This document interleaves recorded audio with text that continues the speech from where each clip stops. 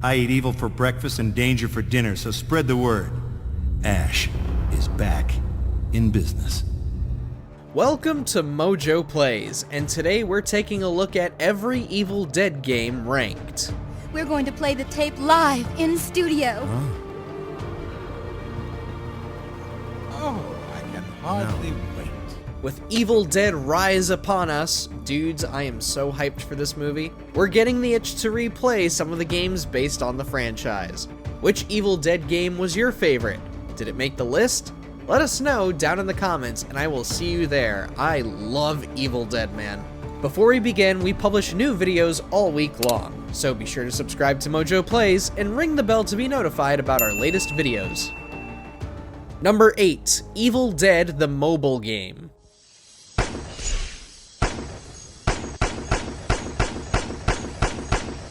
It isn't uncommon for a licensed game to retell the story of the IP it's based on. Oftentimes, it leads to some tightly restricted and short games.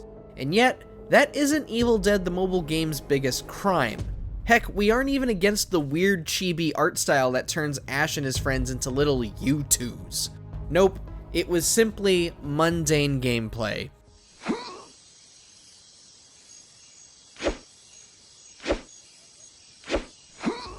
"30 levels of mostly mindless wandering around until something happens.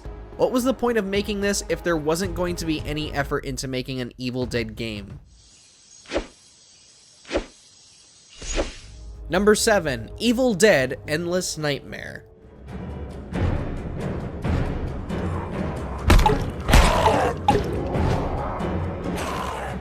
To Endless Nightmare's credit, it looks visually more impressive than Evil Dead the mobile game, but that's all it really has going for it. Endless Nightmare is dreadful. All you have is another shoddy FPS where all you do is go around and shoot deadites as you try to escape the woods. And, spoiler alert, if you couldn't tell by the title, there is no end.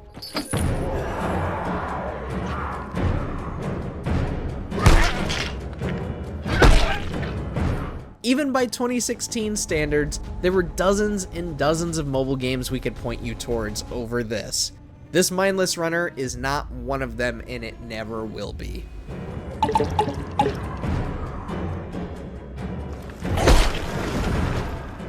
Number 6, Evil Dead Hail to the King.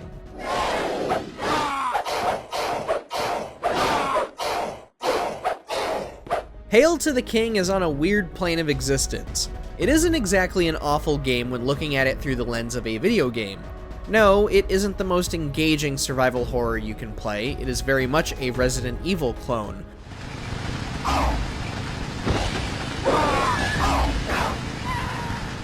But for all of the other stuff it tries to do with its combat and controls, well, we start to wonder if it'd be better locked in the cellar with Cheryl. It's alright, so long as you don't expect anything remotely grand to come out of your experience. You don't have to avoid it, but again, it's not exactly worth going out of your way to go play it. Hail to the king. Number 5, The Evil Dead.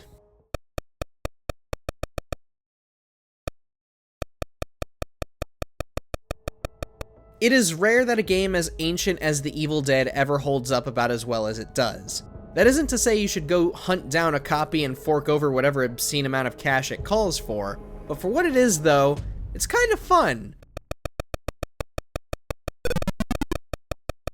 Keep all barriers closed and off whatever comes inside. Just make sure you keep picking up weapons to keep the fight going as long as you can. We don't expect much from ZX Spectrum and Commodore 64 games of old, but this is pretty good. Yeah. Number 4, Army of Darkness Defense. Hey, what's that you got on your face? Of the Evil Dead mobile games, this one was far, far better than the rest. As Ash, you'll take on the undead army with your trusty chainsaw and boomstick. However, you'll need to build units to fortify your castle and summon allies like Duke Henry to assist you in battle.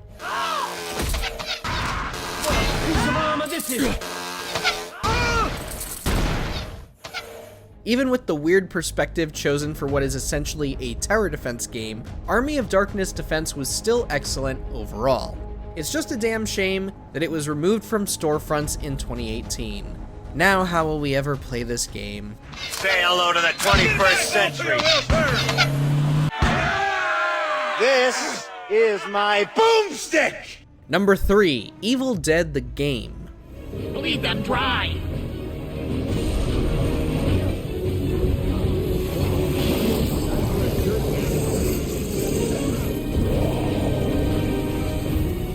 Evil Dead the Game was the Evil Dead game we had spent decades waiting on, and when it arrived in 2022, there was only one word to describe it: groovy.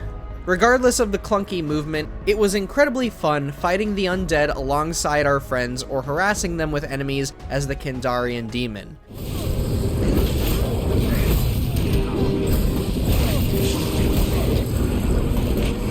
The only reason it didn't place higher on this list is because of how quickly it devolved into broken builds that bullied demon players. It doesn't help that the fixes and rebalance were slower than most other online games.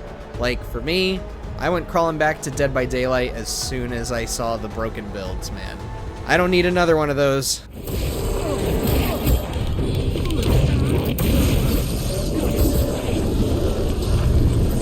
Number 2, Evil Dead: A Fistful of Boomstick. We're going to play the tape live in studio. Oh, I can hardly wait. We have to wonder what critics were smoking to give A Fistful of Boomstick such abysmal reviews back when it launched. A sequel to Hail to the King, Fistful of Boomstick managed to improve what its predecessor failed to accomplish.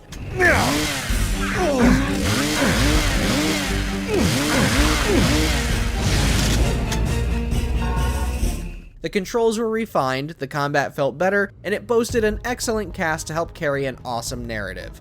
Was repetition really that much of a hindrance to having a bloody good time with this simple hack and slasher? We beg to differ. Hey, you do whatever you want with your nuts, pal, but I'm eating mine. Number 1, Evil Dead Regeneration. Damn, I mean, I know she's a lawyer, but she doesn't deserve that. I mean, sure, she's a little uptight and square, but I think there's something freaky-deaky going on there, too, you know what I'm saying? Say what you will about Sam, love him or hate him, he doesn't affect how awesome of a game Evil Dead Regeneration truly is. Take the narrative focus of Hail to the King and combine it with Fistful of Boomstick's improvements, and you get an epic adventure to cap off Ash's trilogy. Good peepers. Good boy. You want another one? Why don't you watch what you're doing next time? And the best part? Ash comes with a rage mode that just lets you go nuts. Plus, you can perform finishing moves on certain enemies. It is an absolute bloodbath of a game, and it's a game worthy of the Evil Dead name. Perhaps one of these days we can maybe, get this ported to modern consoles. Maybe, hopefully, possibly, somebody. Ash is back in business. Thanks for watching. If you enjoyed the video, there's more where that came from.